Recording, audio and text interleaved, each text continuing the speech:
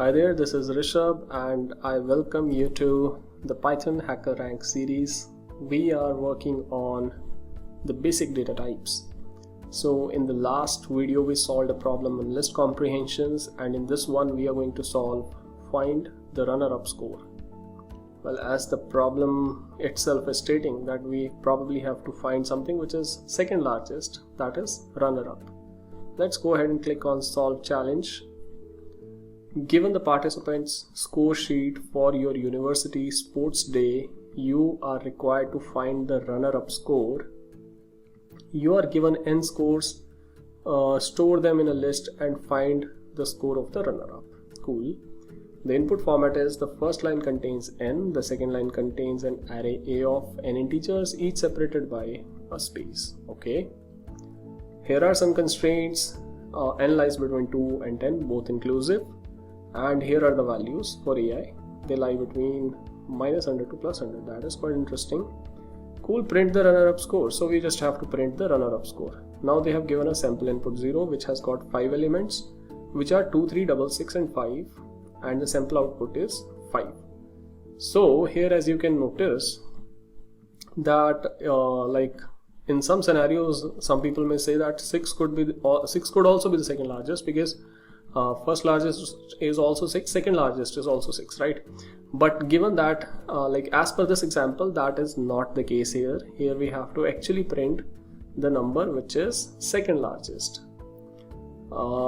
That's quite interesting. So some of the clarifying questions here could be, what if all the numbers in the array are same? So what happens if what should I return if all my numbers are 5 or all my numbers are 6? But given that there are no such examples which are given to us and no such constraints which are given to us, let us just go ahead and try to solve the problem. Cool. So let me just, as I discussed, that whenever we have something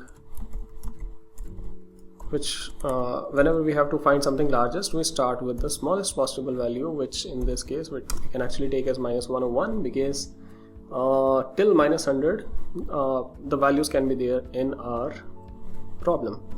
Then second largest also, let's keep it -101. Cool.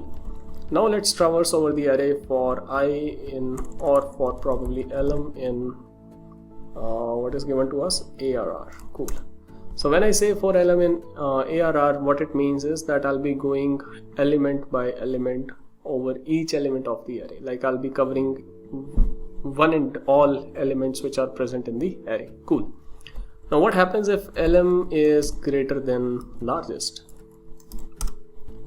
So if any element is greater than my present largest value, what I have to do is I have to simply say largest equals lm. And what shall I do with the largest value now? What I can say is that I can assign this largest value to, okay, actually I should do this before, sometimes things can. So second largest will be equal to largest. So what I'm doing is, so if I find an element which is greater than largest, so what I'm doing is I'm saying that now second largest will be taking the value of largest and largest will take the value of lm. Cool. If lm is less than largest but lm is greater than second largest, this can also be a scenario where your element is less than the largest one but it is greater than the second largest. Yeah, second largest, not largest. Yeah. So under such a scenario, I just have to change the value of second largest equal to lm. Cool. So I think these are the two scenarios which we need to cover, and then I can simply say print second largest. Okay, cool. Let's go ahead and try to run this code. Okay, congratulations. So first test case is passed. Now let's go ahead and try to submit the code. Great, all the test cases are passed and we're done with this problem. Congratulations. Let us just go ahead. So I mean, just in case you face any trouble in understanding what exactly is being done in these problems, please feel free to comment. I would love to spend some time with you to ensure that you understand what is being done in these problems. but I think we are still solving easy problems only, so we really don't need to worry much about these. And with enough practice, I'm sure you'll be able to solve complex problems also with time. Cool. So that's it for this video. I hope you enjoyed solving this problem with me. I'll see you in the next one. Bye bye and take care.